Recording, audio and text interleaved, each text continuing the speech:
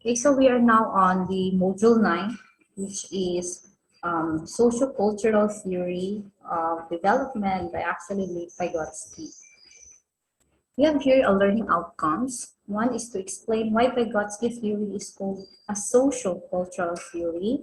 Second is to differentiate Piaget and Vygotsky views on cognitive development. And another is to explain how scaffolding is useful in teaching a skills. So we have here the K theme. One is to social plays a very important role in cognitive development. So Vygotsky believes that play or bata, paglalaro, is a very important role in the mental ability of development of a child. Of course, he believed that individual development could not be understood without looking into the social and cultural context within which development happens. Development of a certain child, Vygotsky actually believed that it is affected by social, in which that a certain individual live in the society, community, or kung sino nakapalibot sa kanya. And also the cultural context, kung ano yung kultura, kung saan siya lumaki. We also believe that in the essential role of activities in learning, children learn better through hands-on activities than passive listening. Okay? Instead of just listening without any interactions, that of course, Vygotsky believed that learners could learn better if they are on the direct experience, okay, or they work through direct experience, and that is actually true. So we have here the comparison of Vygotsky, Piaget, and Vygotsky. For Piaget, his Piagetian task focused more with individuals, and believe that there are universal stages of cognitive development. Okay, if you can still recall, we have from pre-operational until the formal operational. While Vygotsky, his study focused more with social, the way we interact, communicate, and did not propose cultural factors on cognitive development. On Piaget, he did not give much emphasis on language. Okay? However, in Vygotsky, he stressed the role of language in cognitive development. How is the development of a child if he or she will try to communicate or to socialize with people? So there are actually terms used by Vygotsky under his study. One is scaffolding. This is an appropriate assistance given by the teachers to assist the learners accomplish a task. And it is a support assistant that let the child accomplish a task she or he cannot accomplish independently. For instance, you're going to teach the child how to unzip his zipper doon sa pants. So, ang gagawin ng parents dito is, ibababa niya halfway, and then yung bata na yung tutuloy nun para ma-open yung zipper. Another thing is, if you are teaching preschool, shall we say, on the alphabet, so basically, you're going to make a point, shall we say letter A, point yung ilalagay mo, and then yun yung susundan ng bata. So what you are doing is actually, Vygotsky called it as scaffolding. You're giving an assistant for a child to accomplish their task. Okay. So Vygotsky, when he was young, his education is actually under the teachers who use this Socratic method. When we say Socratic method, this is a systematic questions and answer approach that allowed Vygotsky to examine current thinking and practice higher level of understanding. In other words, Socratic method is just a questions and answer. Okay. What your teachers are doing in your previous year, or actually on the meantime, which the teacher will ask you and then you're going to respond, that method is what we call Socrates. method. Okay? So there are two central factors in the cognitive development. One is social interaction.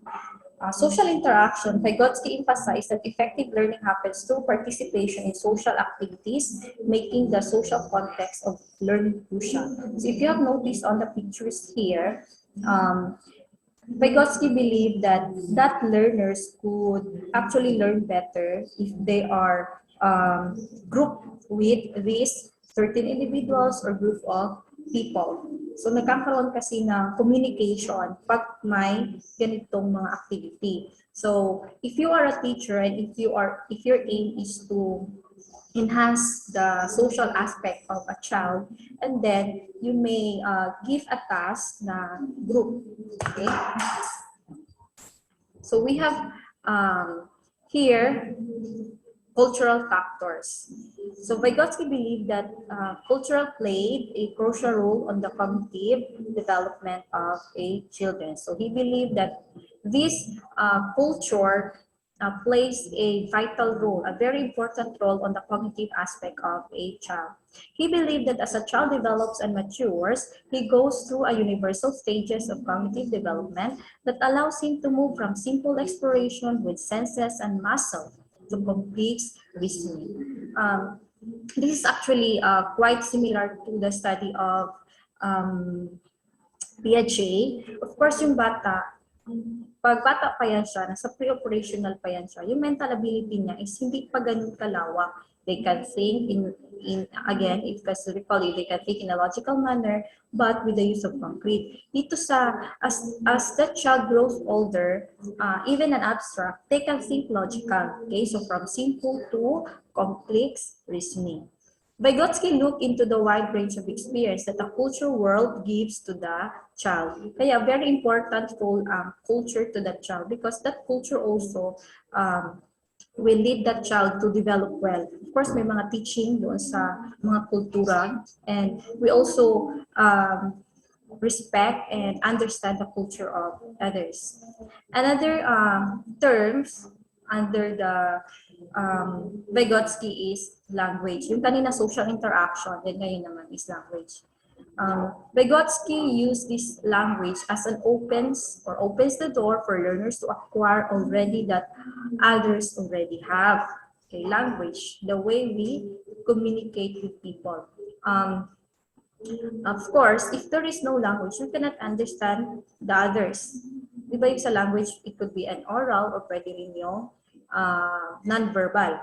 Okay? So, if in this classroom, if in the school, if we don't use a common language, we could not understand.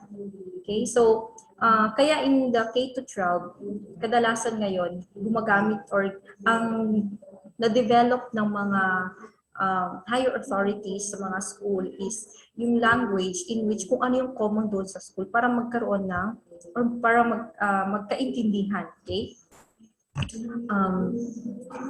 He also used the term private speech under this language, which is a form of self-talk that guides child thinking and action. Now, for instance, nakakita ka ng bata and then that child is playing.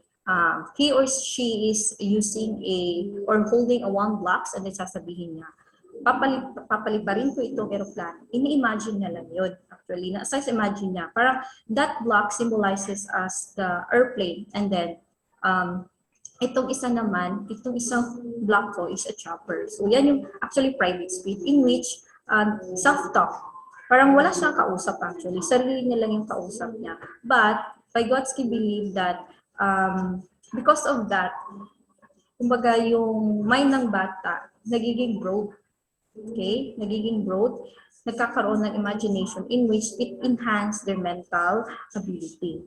So, Vygotsky used the term zone of actual development, from the name itself, actual, okay? When a child attempts to perform a skill alone, she or he may not be immediately proficient. So alone, he or she may perform a certain level of competency. So if you are not giving a scaffolding doon sa bata, proper assistant doon sa bata, yan yung tinatawag na zone of actual development. Okay? Ang actual development is there is no assistant from the more experienced person. Kung ano lang yung kaya niyang gagawin, yan yung zone of actual development. We have also termed zone of proximal development. This is actually the difference between what the child can accomplish alone and what she can accomplish with the guidance of another or with the guidance of more experienced people. Okay, itong picture dito sa left side, it actually emphasize or shows what is actual development. So kung tutulungan mo yung bata, doon sa bagay na yun, mas marami siyang na-accomplish. At the same time, mas mabilis yung pag-accomplish niya ng task. Okay, so we have here a model of what is zone proximal development is. Ayan, yung CPD dyan ha, that is a zone of this one. This is a zone of proximal development. So, what is a zone of proximal development is this portion. This little circle here, a yellow circle here, represent as what can a child do without the assistance of, or somewhat, what a child can do without the assistance of others. And this portion is what a child can do with the help of others. At itong malaking portion naman na ito is, these are the things na hindi kayang gawin ng bata. Okay? So, comparing to the what child can do and what child can do with the help of others, yung CPD na tinatawag natin, mas malaki yung accomplishment. At the same time, mas mabilis yung accomplishment ng bata. Kasi nga, may assistance siya. Okay? Ng more experienced person. We have also here another term, more knowledgeable others, or MTO, in which Vygotsky used this term as a person who has greater knowledge and skills than the learners. So the person who are giving a scaffolding to that child, a person who is more experienced and skills on that child, he called it as more, or the term Vygotsky used this as MTO, or more knowledgeable others. Okay, we have also here terms scaffold and fade away technique.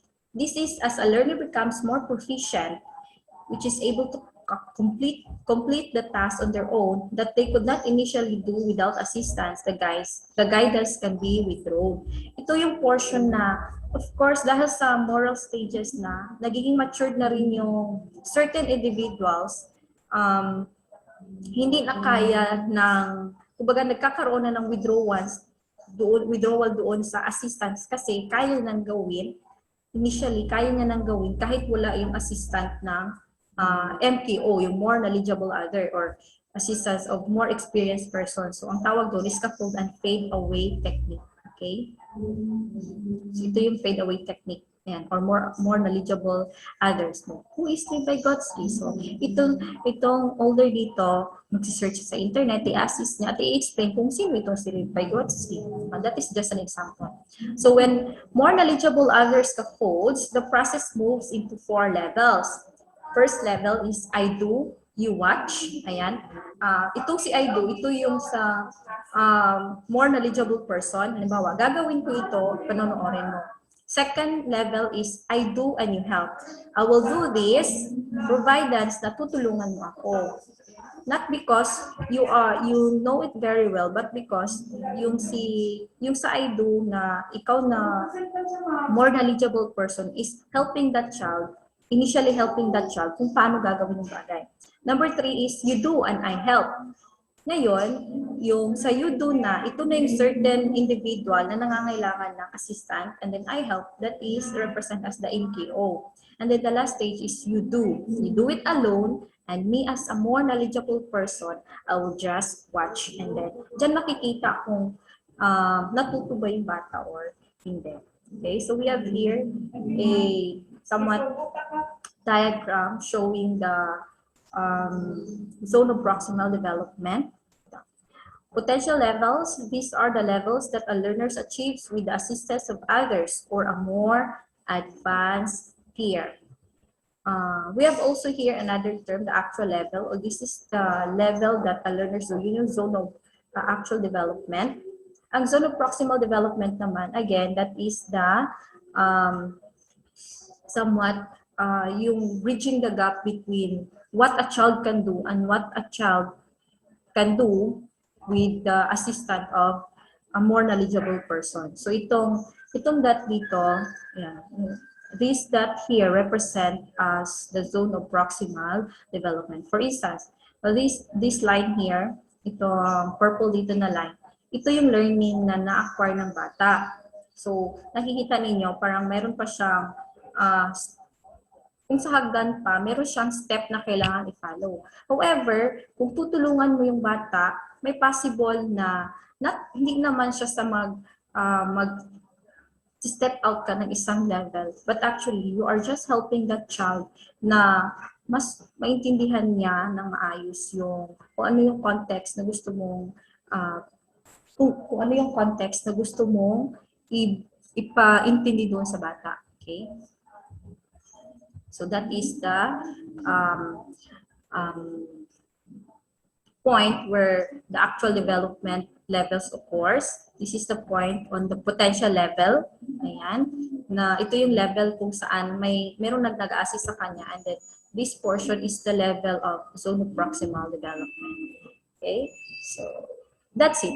Again, if we're going to compare the study of Vygotsky and Piaget, they both actually study on somewhat the same as cognitive development. However, Vygotsky focused more with how the mental ability of a child develop with the aid of this social or societal aspect, kung saan nagkakaroon ng social interaction. Naniniwala kasi siya na mas natututo yung bata kung if there is a social interaction that occurs, kumbaga collaborative yung task na ibibigay mo, okay? Instead of just learning it alone or doing that task alone, okay? So that's it. So if you have questions, you may just post it on the our GC. Pwede kayong magtanong doon, okay?